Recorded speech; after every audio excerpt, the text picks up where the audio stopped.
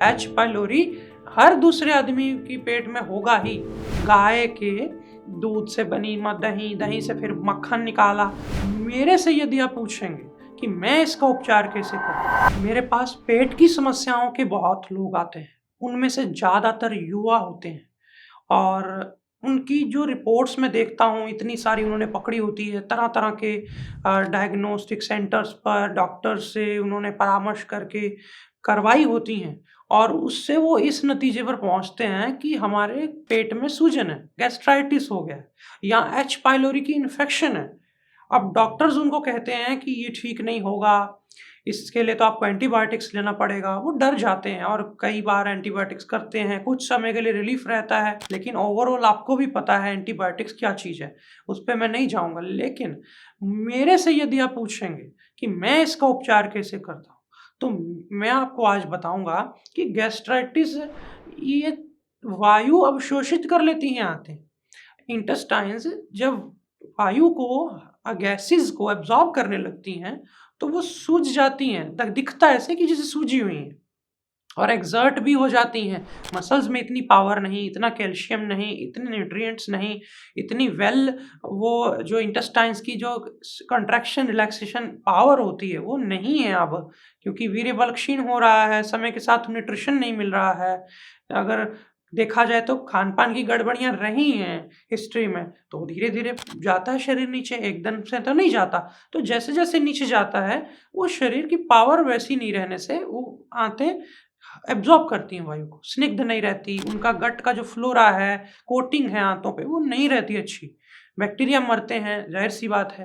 तो ये सारी चीज़ें गैस्ट्राइटिस कर देती हैं। अब जिसका गट फ्लोरा बिगड़ेगा, अनहेल्दी बैक्टीरिया हावी होंगे और हेल्दी बैक्टीरिया को आपने मेंटेन नहीं करके रखा, सोचते रहे, स्ट्रेस लेते रहे, अल्टीमेटली वो एच पाइलोरी एक्टिव हो जाता है। अगर ऐसा मैं ज़िम्मेवारी से कहना चाहता हूँ, एच पाइलोरी हर दूसरे आदमी की पेट में होगा ही।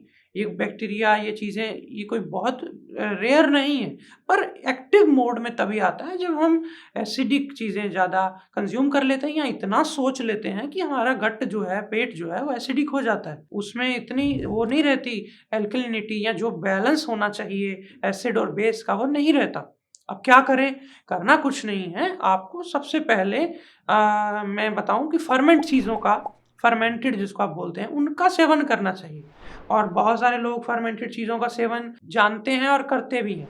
लेकिन एक ऐसा आयुर्वेद का, हमारे ऋषियों का दिया हुआ आयुर्वेद का जो प्रोडक्ट है या यूँ कहूँ उत्पाद, औषधि, कुछ भी कहें, वो जो व्यक्ति लेता है, उसकी आंतें अपने आप रिपेयर हो जाती हैं। एच पाइलोरी मैंने दोबारा नहीं सुना किसी के मुँह से, क्योंकि एच पाइलोरी के जो सिम्पटम्स आ रहे हैं, जो उस कॉम्प्लिकेशंस आ रहे हैं, आपको तो उससे हटना है ना, आपको बिल्कुल रिलैक्स होना है।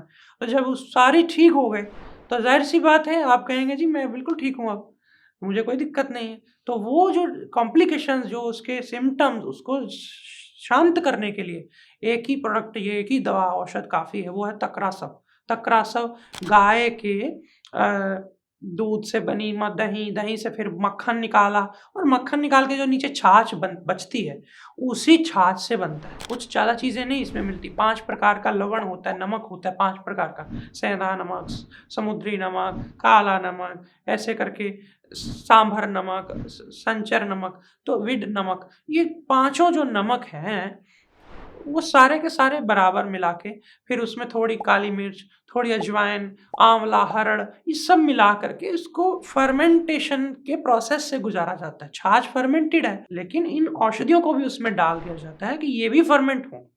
अब वैसे किसी भी व्यक्ति को जिसको दस्त लगे हैं, उसको हरड़ खिला दीजिए आप, और दस्त लग जाएँगे, वो आप नहीं दे सकते डायरेक्टली। पर जब ये औषधियाँ, ये चीज़ें बैक्टीरिया खाते हैं, उनको कंज़्यूम करते हैं और फिर उसके बाद उसी में अपना बाय प्रोडक्ट छोड़ते हैं। ये जैसे-जैसे एज होती है, कुछ हफ्ते, कुछ महीनों तक ये जो पूरी तैयार होती है तक्र, तो फिर इसको यदि आप 4-6 चम्मच लेकर के बराबर ताज़ा पानी मिला के, आधा भोजन करके उसमें आप ले लेते हैं सुबह, दोपहर, शाम, 2-4 दिन में ही आपकी समान वायु बैलेंस हो जाती है। सबसे पहले समान वायु बैलेंस करो कि जहाँ रोज़ खाना पच रहा है, इंटेस्टाइन्स, चाहे वो एपिगैस्ट्रिक पार्ट हो, चाहे वो स्मॉल इंटेस्टाइन हो या लार्ज इंटेस्टाइन हो, कहीं भी कोई भी पोर्शन, उसमें ये ऊपर ऊपर की आंतों तक तो ये अच्छा काम करता है, नीचे कई बार नहीं पहुंच पाता, तो उसके लिए मैं अलग उपाय बताऊंगा।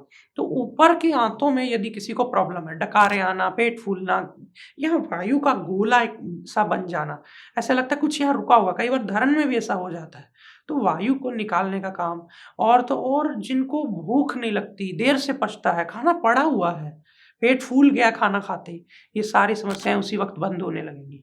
3 वक्त लेने को मैं बोल रहा हूँ, कोई व्यक्ति अगर 6 चम्मच नहीं तो 4 चम्मच ले ले, लेकिन 6 चम्मच अच्छी मात्रा एक अडल्ट के लिए मानी जाती है। बुजुर्ग तक कोई ले सकता है, बस इतना ध्यान रहे जिनको पहले ही छाती जल रही है, बहुत खट्टी डकारें आ रही हैं, वो इसको भोजन के तुरंत बाद ना ले, बीच में ही रखे।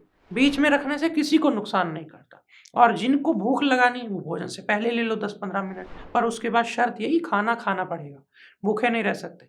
जिनको खाना देर से पचता है, भोजन के अंत में भी दे सकते हैं, कोई हर्ज नहीं। मतलब आपने खाया, उसको पिया, बीच में भी ले लिया, अंत में थोड़ी देर बाद फिर आपको लगा कि थोड़ा भारीपन सा रह गया है, 2-4 ढक्कन 6 आधी कटोरी तक ले सकते हैं फिर से, क्योंकि है तो छाछ ही, लेकिन ये एज्ड है, तो आपकी बैक्टीरिया को बहुत अच्छे से मैनेज कर देगी, दोबारा से बढ़ा देगी, रीगेन कर देगी। कई बार हम नहीं ले पाते फर्मेंटेड खाना। अब कई लोग कहते हैं हम तो स्कूल में, कॉलेज में रहते हैं, यहाँ हमें कैंटीन में अपने मतलब का नहीं बनवा सकते, वहाँ पे आप फर्मेंटेड चीज़ें, आपके पास ऑप्शन ही नहीं है। आप कहीं बाहर नहीं जाते हैं, आपको बनाना भी इतना नहीं आता है, कभी कभार घर जाते हैं आप 2-4 दिन के लिए छुट्टियों में, तो आप वहाँ पे कर लेते हैं ये सब, और बाद में क्या करें, ये बना बनाया एक प्रोबायोटिक ड्रिंक है, आप इसको ले सकते। तो आप देखेंगे कि कुछ ही दिनों में आपकी गैस्ट्राइटिस या कोई भी, कई बार आपको इवन वायु की वजह से नाइटफॉल हो रहा है युवाओं को, तो वो भी ठीक होने लगता है। पाचन ही सुधरेगा जब, हर चीज़ सुधरने लगती है। बस इसका एक भी ध्यान रखें, इसको गर्म नहीं करना है, तेज धूप में इसकी बॉटल को नहीं रखना है, बैक्टीरिया को मेंटेन रखने के लिए डार्क प्लेस में इसको रखें। बॉटल को पुरानी होती जाती है जब ये तकरासा, तो थोड़ी डार्क काली पड़ने लगती है, वो भी एक नेचुरल चीज़ है, घबराएं नहीं उससे। इसमें आप, मैं एक चीज़ कह दूं कि तक्रासव तक्रारिष्ट एक ही चीज़ है, ये ना सोचें कि वो अलग है ये अलग है। कई लोग तक्रासव लिख देते हैं, कई लोग तक्रारिष्ट लिख देते हैं, पर जो वैदिक सिद्धांतों को पालन करके जिस तरह से बनाना चाहिए वो हम कोशिश करते हैं कि बने ऐसा। फिर भी धीरे धीरे और चीज़ें, जैसे जैसे हम इंफ्रास्ट्रक्चर बढ़ाते जाएंगे, चीज़ें करते जाएंगे मिलजुल कर आपके सहयोग से, तो और भी इसमें बहुत सारे काम होने की अभी भी संभावनाएं हैं। तो ये भी हम फ्यूचर के लिए सोच रहे हैं कि आप सब लोगों को, देशवासियों को ये चीज़ें मिलें। अभी फ़िलहाल तो बहुत मास प्रोडक्शन नहीं है, लेकिन फिर भी जो लोग भी इस समय जितने भी हमसे जुड़े हुए हैं, उन सब की ज़रूरत को पूरा कर पा रहे हैं हम, और ये तकरासा आप तक पहुँच रही है। आप अपने घर में इसको रख सकते हैं, कई महीने, कई साल भी पड़ी रहे, कोई दिक्कत नहीं, उस पे एक्सपायरी बहुत लंबी होती है। आसमों का यही फ़ायदा है कि ज़्यादा समय तक चल जाते हैं, पड़े रहते हैं, पर जितने पुराने हैं उतने अच्छे। तो आप, अम्लीय होता है थोड़ा, ये ध्यान रखें। अम्लीय चीज़ का फ़ायदा ये है कि पेट में जाके गिरा। अब आप कोई भी चीज़ खाते हैं पेट में, उस आहार के अंदर कितने मसाले हैं, कितनी उसमें गर्मी है, कितनी एक्ज़ोथर्मिक चीज़ें हैं जो हीट को लिबरेट करती हैं, तीक्ष्ण मसाले जितने होंगे या घी, चिकनाई जितनी होगी, पेट के सेंसर्स उसको मेजर करके गॉल ब्लैडर को सिग्नल भेजते हैं या ब्रेन को सिग्नल भेजते हैं कि गॉल ब्लैडर से इतना पाचक रस निकालो या HCl इतना प्रोड्यूस करो एपिगैस्ट्रिक पार्ट में। अब ये जो मैकेनिज्म है ये गड़बड़ा जाता है जब पीछे से लिवर ही कमजोर है, उसको सिग्नल जा रहा है, सब कुछ जा रहा है, लेकिन उतनी कैपेबिलिटी नहीं है, तो ये फिर वो जो है उतना पाचक रस नहीं दे पाता। इसी तरह एपिगैस्ट्रियम पार्ट, जो आप जिसको बोलते हैं उदर, उसमें भी जो पाचक रस गिरता है सबसे पहले खाने को, मंचिंग मतलब एक पेस्ट बनाने के लिए हाइड्रोक्लोरिक एसिड जो गिरता है, वो भी अगर उसकी लेयर पतली है आपके पेट की, उतना नहीं गिर पाएगा। मेजर करके भले ही दे दिया बॉडी ने कि इतना हमें चाहिए HCl, पर पतला है HCl, बात बन नहीं रही है। तो उसमें जब ये साथ में पेट में गिरता है भोजन के साथ, तो ये उस HCl को कॉम्प्लीमेंट कर जाता है, कैटलिस्ट का काम कर जाता है, उसको जरूरत नहीं पड़ती लीवर से ज़्यादा जोर लेने की। ये है दरअसल इसका बेस मैकेनिज्म।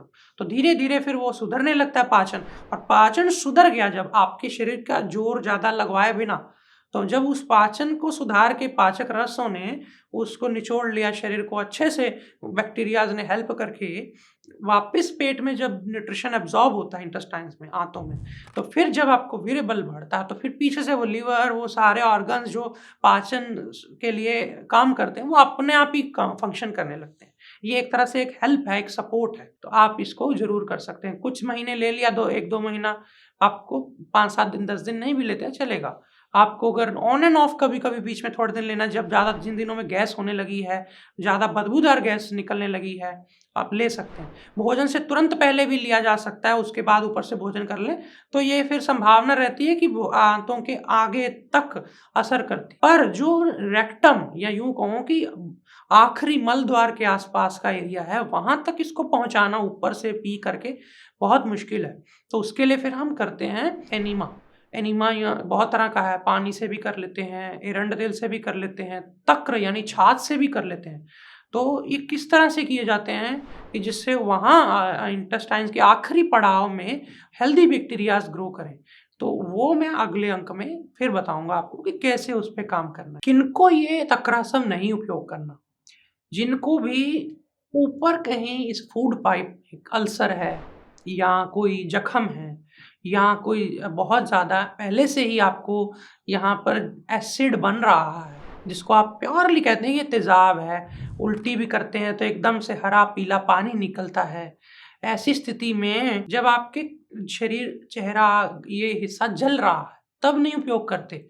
पर अगर उस वक्त भी कुंजल करा के पुराना जो खट्टा जल पानी है, अंदर का जो टॉक्सिन है, उसको बाहर निकाल करके थोड़ी-थोड़ी मात्रा में भोजन के बीच देते हैं, तो तब भी चल जाता है।